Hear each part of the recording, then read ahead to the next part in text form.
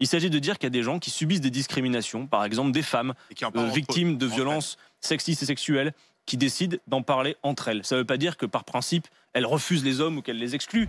Non, moi, il y a un autre sujet sur lequel vous êtes exprimé aussi. On a beaucoup parlé d'un syndicat étudiant qui s'appelle l'UNEF, qui organisait des réunions. Et je suis surpris des réunions non mixtes, racisées, etc. Et j'ai toujours été surpris par la position et par surtout l'évolution de la France insoumise. Moi, j'essaie juste de comprendre comment vous êtes passé de les réunions syndicales qui font le tri de manière raciale me posent un problème évident à finalement on peut comprendre, etc. Sinon par clientélisme, par soumission, par récupération politique. Adrien Quatennens.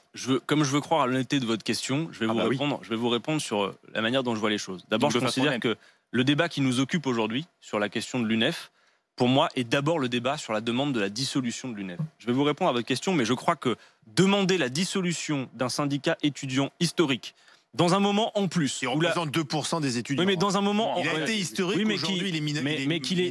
Mais qu'il les défende beaucoup, et dans un moment où il est trop chaud, vous le savez, tous les soirs, les étudiants font la file d'attente devant les banques alimentaires. Demander la dissolution. Parce que moi, ça c'est un vrai sujet, j'en ai discuté. Quand est-ce que vous avez vu, par exemple, l'UNEF? Alors, moi, j'aurais adoré, par exemple, qu'ils envoient un mail à toutes les universités, qu'ils fassent une sorte de cahier de doléances et qu'ils fassent un peu de publicité sur ça. Moi, si vous voulez, malheureusement, je n'ai pas vu l'UNEF au premier plan, mais continuer sur l'exemple des questions raciales, parce que je veux comprendre l'espèce d'évolution qui vous... De quoi s'agit-il? Moi, il y a une chose que j'ai comprise à mesure du temps, c'est qu'il y a des réunions qui s'organisent, comme ça a toujours existé, sur le type de groupe de parole.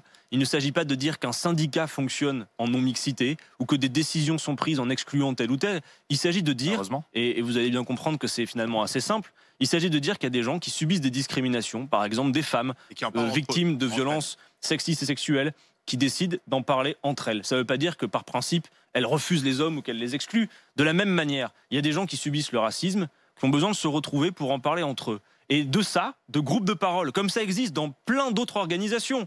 On est passé de groupes de parole à « au secours, des réunions interdites aux Blancs ».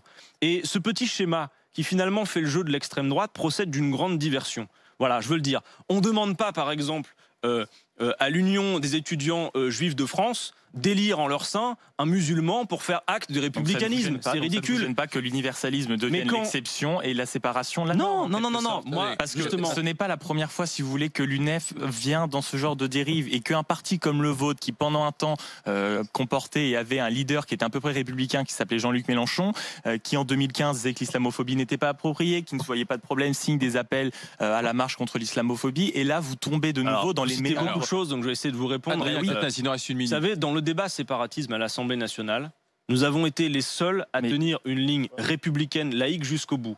Pardon monsieur, mais la République et la laïcité, ce ne sont pas juste de jolis mots pour venir stigmatiser toujours les mêmes. Non mais le voile catholique, ça c'est important de le dire. Il y a toutes sortes de personnes qui donnent des leçons de laïcité et de République qui en réalité sont les premiers tartuffes. J'en cite deux sur votre plateau. Monsieur Darmanin et Madame Schiappa, qui ont décidé de mener maintenant une guerre contre Europe Écologie Les Verts sur l'affaire de Strasbourg. Oui, mais personne ne s'interroge sur le fait de savoir pourquoi à Strasbourg on peut financer les cultes. Parce que oui, mais attendez, vous faites les réponses avant les questions, mais juste. Non, mais c'est pour répéter toujours les mêmes. Je répète les mêmes choses, mais n'empêche que c'est pas dit. Vous l'avez dit, vous, à Monsieur Darmanin, allez lui dire.